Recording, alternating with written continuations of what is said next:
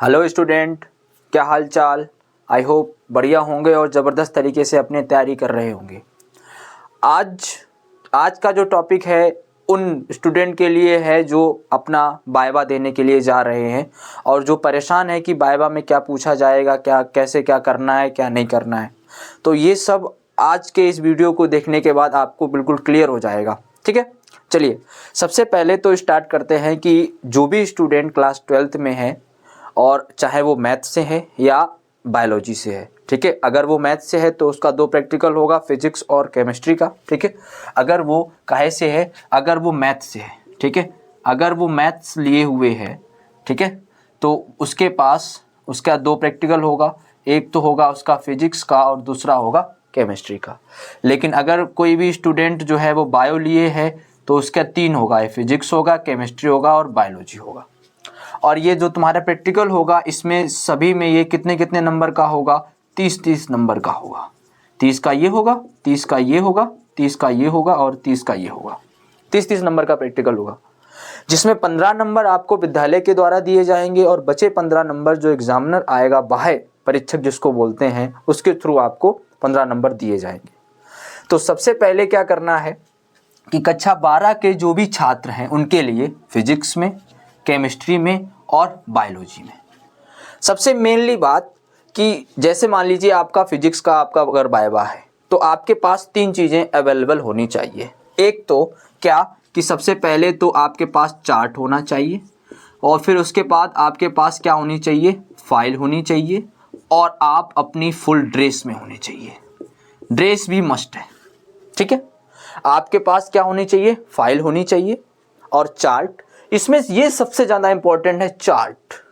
ये चार्ट बहुत इंपॉर्टेंट है, ठीक है, क्योंकि आज या 1-2 दिन से प्रैक्टिकल तुम्हारे 2 तारीख से चालू है और 8 तारीख तक ख़त्म है। तो हर एक स्कूल में डेट दी जाती है, तो वहाँ आपको अपीयर होना है।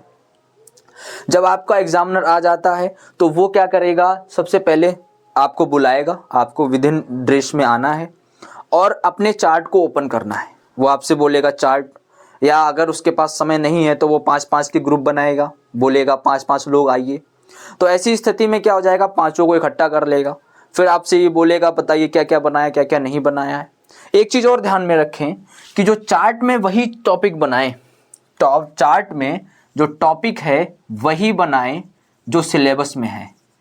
जो टॉपिक वही बनाएं, क्या करें, जो सिलेबस में है, ठीक है, जो सिलेबस में है।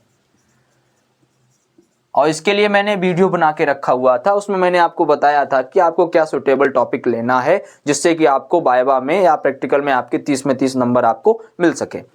तो सबसे पहले तो आपको वही टॉपिक बनाना है जो आपको सिलेबस में हो।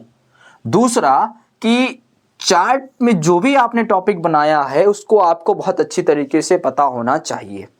अब समस्या यहाँ पर आ जाती है कि अगर मान लीजिए कि बहुत सारे स्टूडेंट हैं और उनने सभी ने एक ही अगर चार्ट में बनाया हुआ है तो वहाँ पे क्या होता है कि वो एग्जामिनर और अंदर डीपली चला जाता है। जैसे फॉर एग्जांपल अगर 40 बच्चे हैं और 40 में 30 बच्चों ने ट्रांसफार्मर बनाया है तो फिर अब हर एक टॉपिक अगर एग्जामिनर के सामने आएगा तो वो उसके बाद और अंदर चलता चला जाएगा। तो इस स्थिति में क्या करना है, आपको और अंदर पता होना चाहिए कि किसी के टॉपिक के बारे में। उसके अलावा इतनी बातें तो आपको पता होनी चाहिए, ठीक है।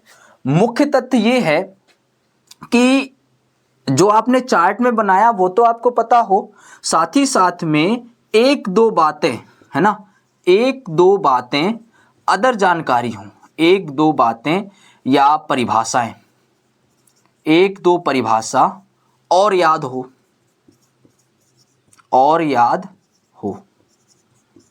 ठीक, अतिरिक्त याद हो। उसमें होता क्या है, देखिए, जब आप एस नाम से स्टार्ट हैं या आप आर नाम से स्टार्ट हैं या आप पी नाम से स्टार्ट हैं, वी वाई, तो ऐसी स्थिति में आपका नंबर बाद में आता है। और जिनका ए नंबर से स्टार्ट है, जो आ नाम से हैं, जो बा नाम से हैं, उनके एग्जामिनर मतलब उनका नंबर पहले आएगा रोल नंबर के हिसाब से। तो उनको अपने चार्ट में बहुत अच्छी तरीके से तैयारी करके जानी है, उनको अपने चार्ट में सब कुछ पता होना चाहिए। लेकिन जिनका नंबर एस में है, आर में है, उनमें क्या होगा, तो सेम अगर टॉपिक बनाया हुआ है तो क्वेश्चन बहुत ज़्यादा अवेलेबल हो जाता है। तो उस स्थिति में एग्जामिनर भी थक जाता है, तो वो ये बोलता है कि अब तुम्हें जो पता हो वो बोलो। तो ऐसी स्थिति में तुमको वो बात कहनी है उससे जो तुम्हें याद हो, ठीक है। वो अब ये तुमसे अगर बोलेगा वहाँ पे, वो तुमसे ये बोल सकते हैं कि अब बताओ मतलब और तुम्हें इस बारे में कैसे पता है, क्या पता है, तो तुम्हें वो परिभाषा बोल देनी है जो तुमको याद है।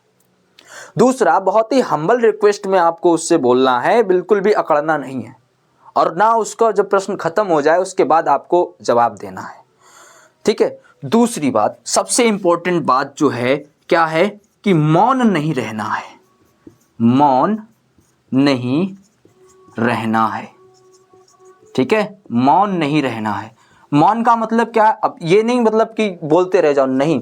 जैसे अगर जैसे 5 लोगों को बुलाया और फिर एग्जामिनर ने तुमसे कुछ क्वेश्चन पूछा है, तो आप जो है उसका उत्तर बोलेंगे। जैसे अगर आपको पता है तो आप तुरंत अपने सर मैं बताऊं क्या, ऐसे करके आपको उसको बताना है। अगर वो कह देते हैं बताइए, तो फिर आपको अपना क्वेश्चन जो है, जो भी आपको पता है वो आपको बता देना है, ठीक है। अगर आपको नहीं पता है तो आप बोल सकते हो कि सर कोई दूसरा चीज़ पूछ लीजिए, ये याद नहीं है, इस तरीके से। अगर इस तरीके से आप वाइवा देंगे तो निश्चित ही आपको उसमें नंबर पूरे में पूरे मिल जाएंगे, ठीक है। वाइवा कैसे दें, वाइवा जो है, वाइवा तुम्हारी पर्सनैलिटी को दिखाता है, और साथ ही साथ में जो तुम पढ़ चुके हो, जो पढ़ने वाले हो, चूँकि 22 फरवरी से तुम्हारी प्रैक्टिकल मतलब तुम्हारी बोर्ड परीक्षा है, तो आपको सारे टॉपिक लगभग याद होने चाहिए। इसी के तहत वाइवा आपका होता है।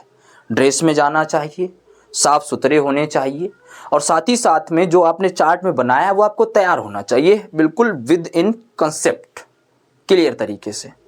इसके अलावा अदर भी तुम्हें चीज़ें पता होनी चाहिए कि उससे संबंधित जितनी बातें होंगी वो सारी तुम्हें पता होनी चाहिए, ठीक है।